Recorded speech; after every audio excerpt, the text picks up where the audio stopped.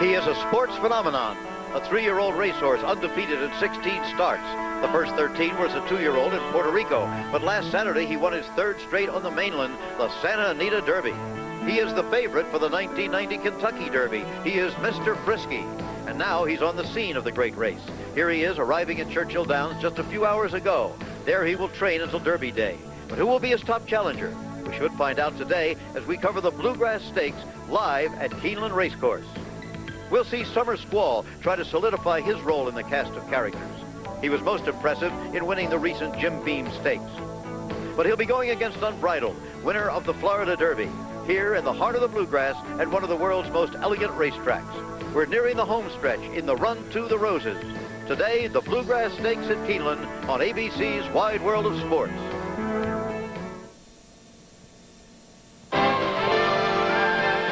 Spanning the globe to bring you the constant variety of sport. And they're off. On the streets of Monaco, Ayrton Senna is #1. Zurbriggen has taken the lead. Arnold Schwarzenegger, what a physique he has. The thrill of victory. They tell him it's going to be so very, very close. And touching first is Jaeger, and he has broken his world record. And the agony of defeat. Look out! Look at him go! Oh, baby. What a terrible fall. The human drama of athletic competition. Lewis breaks away and wins the 100-meter final. In our 30th year, this is ABC's Wide World of Sports. At the moment, the rain has stopped, but the track is still classified as muddy. More about that later. You know, last week we took you to the winter resort splendor of Gulfstream Park, the lush turf and the high hedges of Aintree in England, and the glamour of Santa Anita in California. Well, today we're visiting another of the shrines of horse racing, Keeneland in Lexington, Kentucky. Quiet elegance is the look here. Why, they don't even have a public address system. In this sales pavilion, untested yearlings have sold for prices up to $13 million. Artists seem to be everywhere, capturing this famous scene, rain or shine. And some of racing's most famous horses have stood under the trees in the informal saddling area. However, today we're going to be focusing on the racetrack itself, where the look of the horses will be elegant, but the scene will be far from quiet.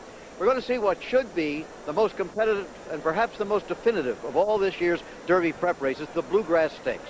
We have Summer Squall as the favorite here. At this moment, he's second choice for the Kentucky Derby to Mr. Frisky, the Puerto Rican sensation who won the Santa Anita Derby just last Saturday. But this is not a one-horse race here. Unbridled looks like the strong second choice. We saw him win the Florida Derby on Wide World just a few weeks ago. And then there's Shotgun Scott, a very fresh horse. He hasn't run since his Fountain of Youth victory 6 weeks ago. And there's Land Rush from California. His owners also hope that the dream can somehow become the reality in this Kentucky spring. The specifics of this race, have a look. More than $280,000 at stake, 1.1 miles, but the track is muddy. It was fast until about an hour ago. They changed the classification to muddy, but now the rain has stopped, but it did rain for about 5 hours. Temperature, a chilly 50 degrees. A look at the odds now as they stand at this moment for the Bluegrass. Summer Squall, a prohibitive favorite at 1-5. Top Snob was scratched this morning. Iskander Al-Akbar is the outsider in the field. Shotgun Scott at 9-2.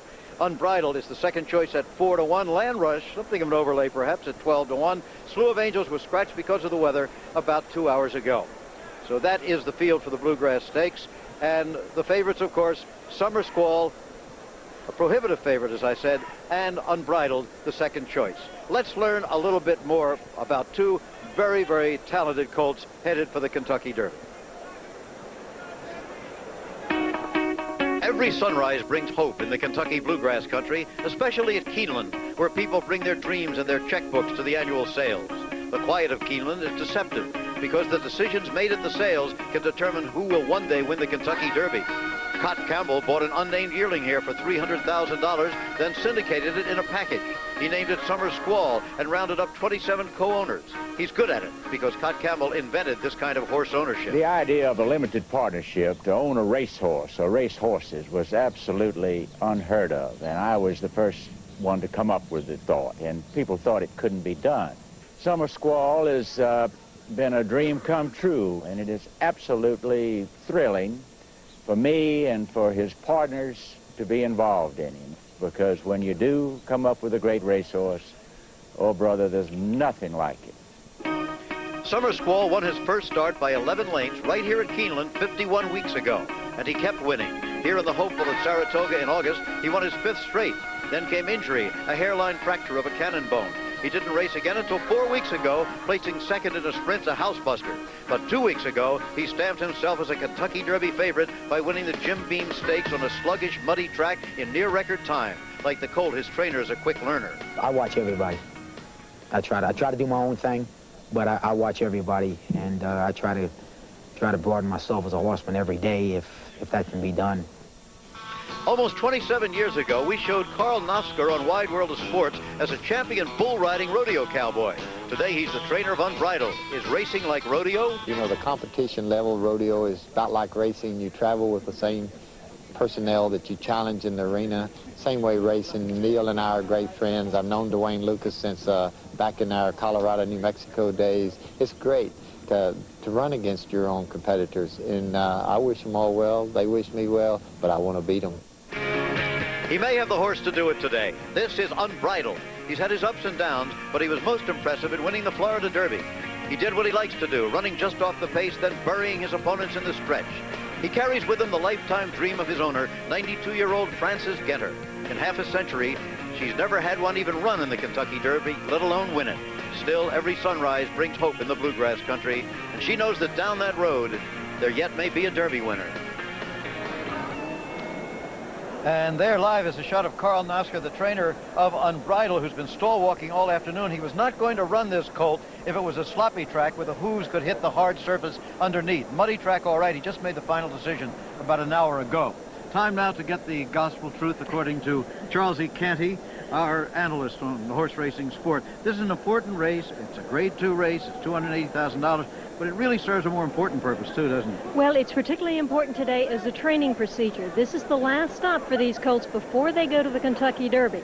So it's critical that they get enough out of this race to have them good and tight and fit for that grueling 1.25 miles in the Kentucky Derby, but not take enough out of them so that they come up empty in Louisville. The pressure is particularly on Pat Day today aboard Summer Squall because his training procedure was very much interrupted, and so he'll have to really watch that fine line today. He has the only real quality speed in the race, so I expect him to control the pace and ultimately, Jim, to dominate the entire race. Well, we're going to find out, as they say. There is Pat Day, who actually was the regular rider on Unbridled until today. He chose Summer Squall. We'll find out whether he made the right selection.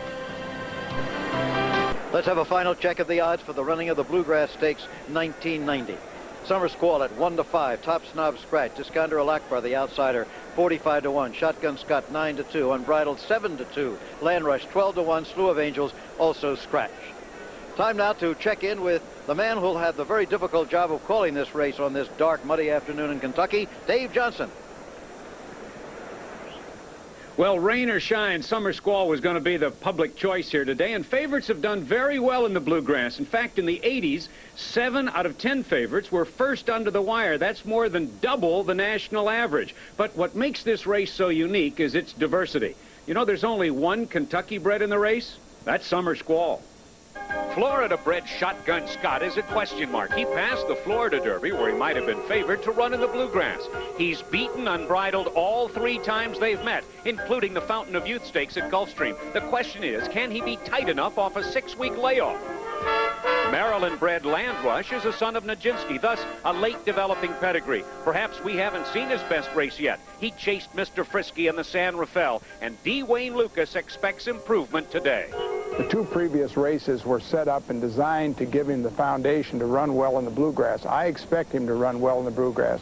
We should find out 2 things in the Bluegrass. Number 1, we'll know a little bit more about Land Rush, but number 2, I think we'll get a line on the opposition from the East Coast, mainly Summer Squall, Unbridled, and horses of that caliber. Okay, a look at the stakes and the track record. There you see 146-4, 147-2. That's Studson's round table in 57. And now they're loading the horses for the Bluegrass Stakes. Let's go up to Dave Johnson. And number 4, Shotgun Scott, moved in. Number 5, Unbridled, almost came out, as Jim said. Now, Land Rush broke slowly in his last race in the San Felipe at Santa Anita, and he lost all chance. So let's watch number 6 today get out of the gate. None of them wearing mud caulks. We're ready for the start. The Bluegrass. And they're off. And toward the inside, Summer Squall right with Iskandar Alakbar. Then one back, it's Shotgun Scott third ahead. Land Rush on the outside is fourth, and Unbridled at the back of the pack fifth as they round the clubhouse turn. Iskandar Alakbar on the outside, and Summer Squall skimming the rail, now grabs command with Pat Day aboard. The favorite, Summer Squall, now in front by a tight length. Iskandar Alakbar is second by a length and a half. Along the inside, Shotgun Scott third by a head. On the outside, Land Rush is right there fourth, only 2 off the leader, and the trailer is Unbridled. Down the backstretch, the first quarter in 23 and 4/5 seconds, and Summer Squall has the lead by half a length. Iskandar Alakbar on the outside is second. Shotgun Scott with Dave Penn at the rail saves ground, but there goes Land Rush moving up on the outside. Unbridled is still at the back of the pack fifth, the half in 47 and 4. Going to the far turn. Summer Squall leads ahead. Iskandar Alakbar on the outside challenges. 3 wide. Here comes Land Rush to challenge. 3 of them across the track around the far turn. From the inside, Summer Squall on the outside, though. There goes Land Rush with Cordero taking command by a head.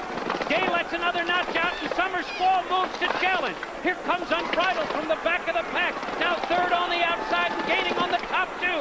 Straightening away in the stretch. Land Rush on the outside with a short lead. Here comes Summer Squall again with a burst of speed toward the inside. Those 2 battling through the lane. Summer Squall on the inside. From the outside, Land Rush, and down the front they come. Summer Squall in front now by 3/4 of the length. Land Rush on the outside in second. Here's the finish. Summer Squall by a length and 3/4. Land Rush second and Unbridled third. There's Cut Campbell from the Dogwood Stable. Neil Howard alongside the trainer. And there's a Summer Squall headed for Louisville, Kentucky, 80 miles in 3 weeks from today. What a showdown we're hoping for. It's coming up in the magnificent Run for the Roses as this horse, Summer Squall, meets Mr. Frisky, Jim. All right, Dave. There he is, Summer Squall, on his way to Churchill Downs. The time 1:48 and 3. That's off the track record, but good time, I think. Very good time on this muddy track, you think, Charlesy? Excellent time. It was an interestingly run race. Things didn't quite set up the way we thought. The pace was fairly steady, 23 and 4, 47 and 4. Then they picked it up as they turned for home. Okay, now, let's have a look at the far turn. Here's what we had. Iskandar Alakbar showing speed as he did in the only race he ever won. Who knew he would carry it this far and this well, and he did. Pat Day along the rail there on Summer Squall, and dropping back slightly, Land Rush, showing that he's happy to be out of California and on an eastern track, making a big move on the outside. Here they go, 3 of them head and head as they turn for home, and Pat Day is still sitting cool. Now this is the utmost of confidence here. I mean, he's almost a length behind, and now he begins to ride. Angel Cordero on Land Rush looks over and sees that Pat Day has let out a notch, as Dave said, on Summer Squall, and now as they come to the head of the stretch, the 2 of these are in a battle, and Summer Squall, never ever forget the kind of courage this horse has got, the kind of guts he showed us in the Hopeful Stakes last summer at Saratoga. He's down tight on the rail, he fights back. Pat Day really hasn't turned his stick over, but what does this mean for Louisville? This was not as easy a race as many people thought he would have today. It certainly will get him tight, but it shouldn't have him come up empty. Okay, the horse with 28 owners. The unofficial order of finish, and it is still unofficial. Summer Squall finishing first, Land Rush second, and Unbridled third. We'll be back here for the official decision and the prices. There's Scott Campbell, the managing director of that syndicate of Summer Squall. Now back to you in New York, Frank Gifford. It is now official. Summer Squall there in his blanket, being led back to his stall to have a nice supper, is the official winner of the Bluegrass Stakes, paying $260, $260, and $220. Second to Land Rush, $520 and $260, an interesting horse owned by a very important and popular man here in Lexington, Kentucky, Bill Young. Unbridled, the second favorite, finished third and paid just $2.20. The exacta paid $14.20. And now the order of finish in the race: Summer Squall, Land Rush 2 lengths behind, Unbridled 4 lengths behind, Shotgun Scott 7 lengths behind, and the valiant trying Iskandar Alakbar 8 lengths behind. We're here now with the managing director of that group of 28 people who are just in the winner's circle, Cot Campbell and Pat Day, the rider. Congratulations to both of you. Cot, you know you've had a lot of horses, a lot of syndicates, but you've never been in this position before. Never have. This is wonderful. This is certainly the most important horse we have ever had, and he becomes more important by the minute. Okay, well, what we're going to do right now, Pat, if you just come in for a minute, is take a look from the far turn. If you describe this horse race to us. Well, I tell you, I really think this horse likes to be in behind horses much the way that he was in the Jim Beam. Right here, they started getting a little pressure from the outside. Junior's moving on the outside on Mr. Lucas's horse, and I had to ask this colt just to hold my position. It got a little bit tight coming off the turn, but this is a real courageous little horse. He came on with what was necessary, and when he got in front of this horse, kind of wanted to lighten up just a little bit, and I reached and slapped him with my stick down, and he come on home in pretty handy fashion. The junior that Pat mentioned is usually known as Angel Cordero Jr., and he is, in fact, junior. Well, here you come. Any problem here with Land Rush? He looked pretty good. Well, I tell you what, he made a big move at us around the turn and hung in there awful tough. But like I say, right here, my horse really wasn't putting out, and I give him a real vigorous hand ride the last part, and he come on with what we needed. It looks like, you know, an off track just bothers this horse. Not at all. He seems to like it, really. Well, I tell you, he's run on a bad racetrack at 3 different places now, up at Turfway, at Saratoga, and at Churchill Downs, and he's ran well over all of them. He's ran over fast racetracks. He's just a genuine racehorse. You don't have to take his racetrack with him. We'll see you down the line in Churchill Downs. Cot, you get a look at yourself there? Yeah, I look rather excited, Jim. You could say that again. I was. Hope to see you again. Next week, we'll be at the Wood Memorial. There's a horse up there named Champagne for Ashley. Could be a big factor in the Kentucky Derby. Right now, it's time for a final look at Summer Squall for today. We'll see him at the Derby. Now back to you, Frank. Thank you, Jim.